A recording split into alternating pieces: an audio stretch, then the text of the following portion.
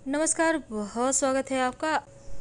सावन का महीना भगवान शिव का सबसे प्रिय महीना और शिव भक्तों के लिए पूरे साल इस महीने का इंतजार रहता है। हालांकि भगवान शिव, अगर हम पौराणिक कथाओं की माने तो माँ पार्वती ने निराहार रहकर भगवान शिव को पति के रूप में पाने के लिए कठोर व्रत किया था। और एक ये भी वजह है कि भगवान शिव को सावन का महीना बहुत प्रिय है। सनातन धर्म के जो अनुयायी हैं भगवान शिव के मंदिरों में जल अर्पित करते हैं। सावन में पड़ने वाले सोमवार के दिन अगर रुद्राभिषेक किया जाए तो विशेष फलों की प्राप्ति होती है। वैसे तो पूरा ही महीना भगवान शिव को समर्पित है और इस समय भगवान शिव की पूजा करने से भक्तों की सारी मनोकामनाएं भगवान शिव पूरी करते हैं। तो पूरे महीने कांवड़िए कांवड़ लेकर भगवान शिव पर गंगा जल अर्पित करते हैं और साथ ही कांवड़ से जुड़ी एक पौराणिक कथा भी है। तो दो शब्दों में हम सुन लेते हैं, फिर जानेंगे कि इस सावन के महीने को ख़त्म होने के पहले वो कौन सी चीज़ है जो ज़रूर घर लाना चाहिए। कथा इसलिए ज़रूरी है क्योंकि इस कथा को सुनने से कांवड़ यात्रा के आप भले ही ना जा सके पर पुण्य फल जरूर प्राप्त होता है। माना जाता है कि जब देवताओं और राक्षसों के बीच समुद्र मंथन हो रहा था तो इस मंथन से 14 रत्न मिले। इन्हीं रत्नों में एक था हलाहल विष। कहा जाता है यह विष इतना जहरीला था कि इससे पूरी सृष्टि को खतरा था। ऐसे में सृष्टि को विष के प्रकोप से बचाने के लिए भगवान शिव ने इस विष को पी लिया, लेकिन उन्होंने इस विष को अपने गले से नीचे उतरने नहीं दिया। विष इतना जहरीला था कि भगवान शिव का कंठ ही नीला पड़ गया और इसी वजह से भगवान शिव का एक नाम नीलकंठ भी पड़ गया। तब भगवान महादेव का परम भक्त रावण कांवड़ में गंगा जल लेकर आया और उसी से शिव जल से शिवलिंग का अभिषेक किया। इसके बाद से भोलेनाथ को इस विष से मुक्ति मिली।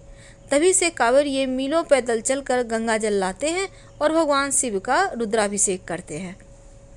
तो श्रावण के महीने में पूजा करने का भी अपना महत्व है, क्योंकि इस दिन अगर आप सफ़ेद रंग के वस्त्र धारण करें या फिर गेरुआ रंग के वस्त्र धारण कर भगवान शिव को जल, दूध, दही, शहद, गंगा जल से स्नान करवाएं और स्नान करवाते वक्त मन में ओम नमः शिवाय या नमः शिवाय का जप करें। भगवान शिव को बेलपत्र, भांग, धतूरा भी अर्पित कर सकते हैं तो अति उत्तम है। साथ ही माँ पार्वती को 16 श्रृंगार की वस्तु अर्पित कीजिए, फिर प्रसाद के रूप में उसका इस्तेमाल कीजिए। तो श्रावण के महीने की महिमा बहुत है, लेकिन चलिए जानते हैं कि इस महीने में वो कौन सी वस्तु है जो सावन खत्म होने के पहले आप घर जरूर लाएंगे।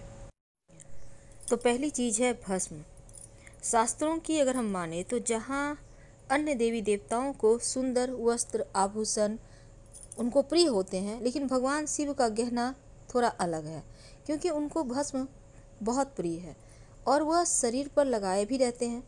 तो सावन माह में अगर आप भी भस्म घर लेकर आते हैं और शिवलिंग पर भस्म लगाते हैं तो शिव जी शीघ्र प्रसन्न होते हैं, आपका घर अन्न धन से भर देते हैं। दूसरा है चांदी या तांबे का त्रिशूल। आप एक छोटा सा चांदी या तांबे का त्रिशूल मार्केट में मिलता है, आप खरीद कर ले आइए। भगवान शिव का अस्त्र भी है और ले जाकर शिवलिंग पर अर्पित कर दें पास के किसी भी मंदिर में। अगर ये प्रयोग आप सोमवार को करें तो ज़्यादा अच्छा रहेगा। अब वहाँ पर जाकर अर्पित करने के बाद पूजा अर्चना कर लें, फिर इस त्रिशूल को उठाकर घर ले आए। घर लाकर अपने घर के मुख्य दरवाजे के ऊपर इस त्रिशूल को स्थापित कर दें। ऐसा लगवा दें कि आते जाते लोगों का नज़र पड़े। माना जाता है कि भगवान शिव का ये त्रिशूल जहाँ होता है नकारात्मक ऊर्जा आ ही नहीं सकता। और अगर आप चांदी के त्रिशूल या तांबे का त्रिशूल लाकर मंदिर में रखते हैं और वहाँ से लाकर घर के मुख्य दरवाजे के ऊपर बाहर की तरफ से लगा देते हैं तो सर्वोत्तम होगा। जो तंत्र मंत्र क्रिया बाधा है या लोगों की बुरी दृष्टि है वो बाहर ही रह जाएगी, आपके घर में नहीं आएगी। चांदी का बिल्वपत्र। देखिए, बिल्वपत्र शिव जी को बहुत प्रिय है और रोज़ रोज़ हो सकता है आपको बिल्वपत्र ना मिले। तो ऐसे में क्योंकि बिल्वपत्र के बिना शिव जी की पूजा अधूरी है, तो श्रावण के महीने में आप चांदी का बिल्वपत्र जरूर ले आइए और लाकर भगवान शिव को अर्पित कर सकते हैं। आप अपने घर के मंदिर में रखें चांदी का बिल्वपत्र, तो जीवन की समस्त समस्याएं दूर होती है, आर्थिक स्थिति मजबूत होती है।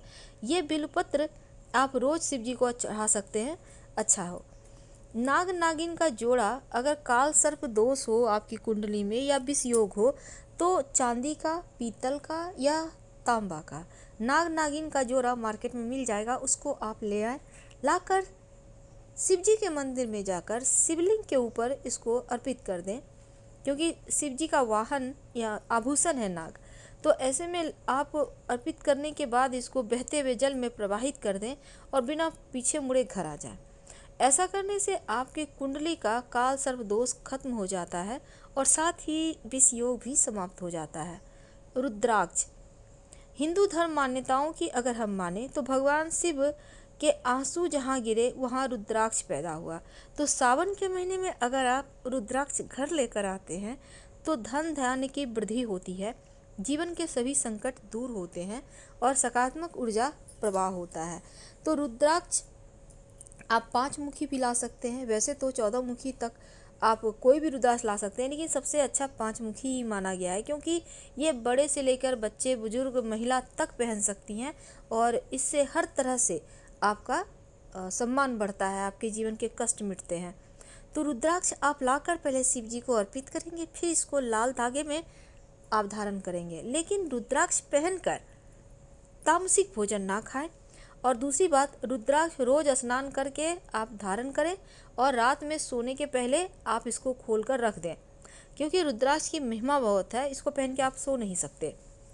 गंगा जल, देखिए सावन के महीने में गंगा जल सबसे ज़्यादा शुभ माना गया है और गंगा जल से भगवान शिव या शिवलिंग का अभिषेक किया जाए तो शिव जी हर पीड़ा हर लेते हैं, क्योंकि हर भक्त कांवड़ में गंगा जल भरकर लाकर शिवलिंग पर अर्पित करते हैं।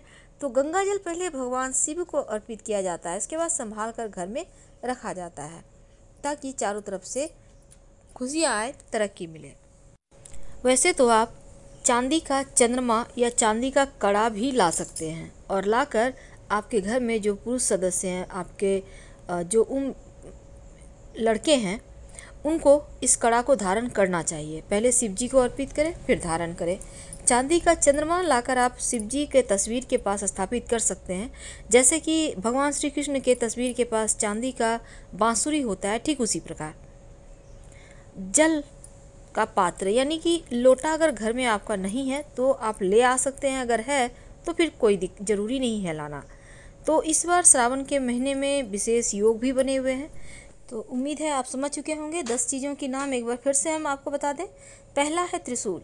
त्रिशूल हमेशा शिव जी के हाथों में होता है और यह 3 देव और 3 लोकों का प्रतीक है।